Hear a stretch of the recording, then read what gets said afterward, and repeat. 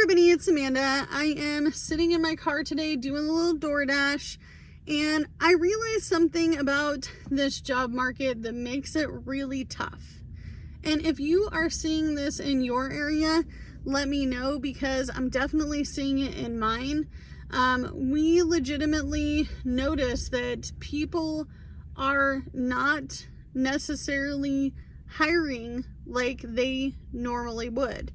They're not hiring like they normally would. They're not doing any sort of summer work. A lot of the companies that I have worked for in the past that do temping or agencies, they're not hiring currently either.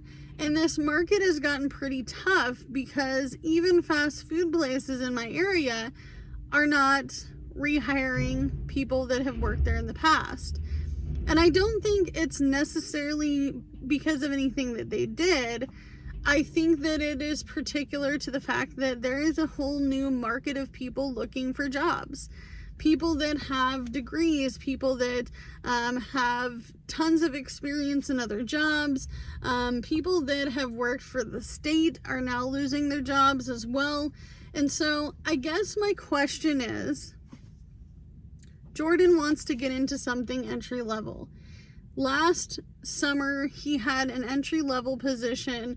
The guy who does the hiring called him back. He went on 3 different interviews, and they said that because he didn't have any experience, they didn't want to hire him. I'm like, what? It's an entry level position. He's looking for something more like construction, framing, concrete, stuff like that, that should be pretty easy to get into. But a lot of it isn't necessarily what you know, it's who you know. And that is a problem in this current job market. And even myself, I have tons and tons of skills in management, in revamping a store, revamping a restaurant. I've done all these things many times over, but everyone is kind of on this standstill to hire because the job market really sucks. Now, if you're finding this in your area, it's probably going to be common and pretty much go viral all over the United States. The other thing that I am finding is that every single job, even if it's part-time, they want you to have open availability. And a lot of the jobs are within 45 minutes to an hour drive from where we're currently located. So I think that that is becoming the biggest trend, is part-time. So we're really trying to get our bang for our buck. If we're going to be driving to the city, we want to make sure that we're doing DoorDash, Uber Eats, Spark, Instacart, all the things while we're there. They say it's like killing 2 birds with 1 stone, right? But at this point in time, it's really rough. So if you know anything about entry-level positions, not necessarily in my state of Oregon, but how does one get into an entry-level job? Do you have to know someone? Do you have to legitimately, have it on your resume? You've done it before? Because I thought that entry-level meant that you didn't have to have the experience. But we're finding more and more that that is not necessarily the case. The other thing that I have noticed as well is that people are really lining up for whatever job they can take. They're not even taking jobs that they want anymore. They don't really care. They're like, I'm going to take whatever I can get. But if I have to have open availability and I need 2 part-time jobs to make a full-time job, especially in my area, how am I going to make that work with another job? I can't. So it's almost like they're putting you in a position to fail from the beginning. So that is kind of the situation that we're in. We still do gig work. We have money coming in. We're very thankful and blessed for that because there's so many people out there who are still waiting upon unemployment. My best friend just got a job after waiting a year and a half and being on unemployment to hear back from anybody that he applied to. And he has 2 4-year degrees. 2. His wife is unable to find a job in bookkeeping or accounting because of the fact that she doesn't have any experience, even though that is what she went to school for. She's finding that she's like, well, I don't have any experience. How am I going to get it if I can't even get a job in that field? And I think that everybody is freaking out. They're scared. They're worried about their overall finances. Their income has not increased, but bills have definitely gotten a lot higher.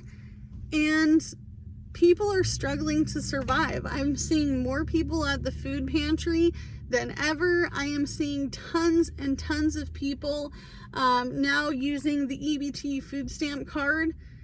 Now I see tons of people who are like, hey Amanda, like, I just got on Oregon Health Plan. Where do I start? If you are in a situation where it's similar to mine, let me know what state you're in, because I want to stay away from there. I want to stay away from there. I have looked into us moving, but it's going to cost a pretty penny to move across the United States or even to a neighboring state. It's going to be expensive. And we're a low-income family. Right now we're struggling to just pay our basic bills and to live, let alone drive across the United States or get on a plane and just go. And in this day and age, you can't just go. You can't just get on a plane and go, especially if you like stability and a place to sleep at night. And I think that there's a lot of confusion in that. I'm like, I want a home to go to. I don't want to just go on a plane, show up, and stay in a motel. I can't live that lifestyle.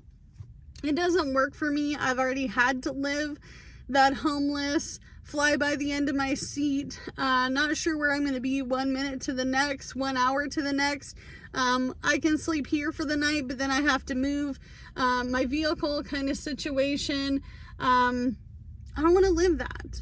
So I guess let me know if you guys know how to get entry-level positions with no experience. Let me know in the comments down below.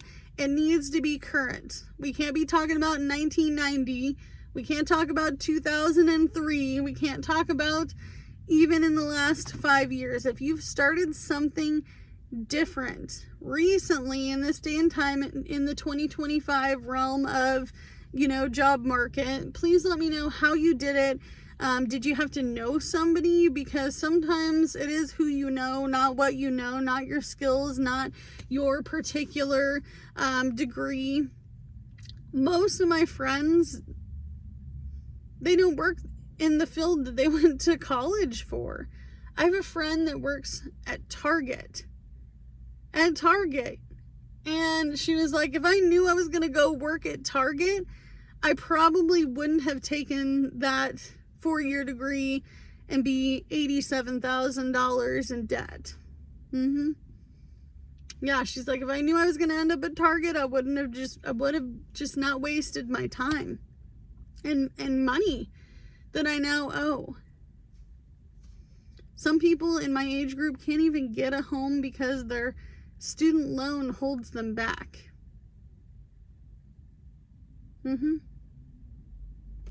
I was surprised to hear how much my therapist has to pay towards his student loan. It's crazy. It's crazy. Do you calculate that into what you're making currently? If you're one of those people who are making $35-40 an hour, did you calculate in how much you're actually taking away from your student loan? I'm curious.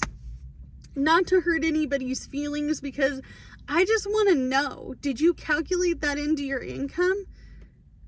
If you're making $35 an hour, but you're spending $700-800 on your student loan, do you calculate that in or take that out? I don't know, but these entry-level positions are not really entry-level, baby. Let me tell you, they are not entry-level. They're looking for somebody with experience. So, as always, do what you can with what you got. We're going to keep grinding. We're going to keep doing our gig working for now and just pay our bills and rewrite our budgeting situation after we give ourselves a little bit of grace.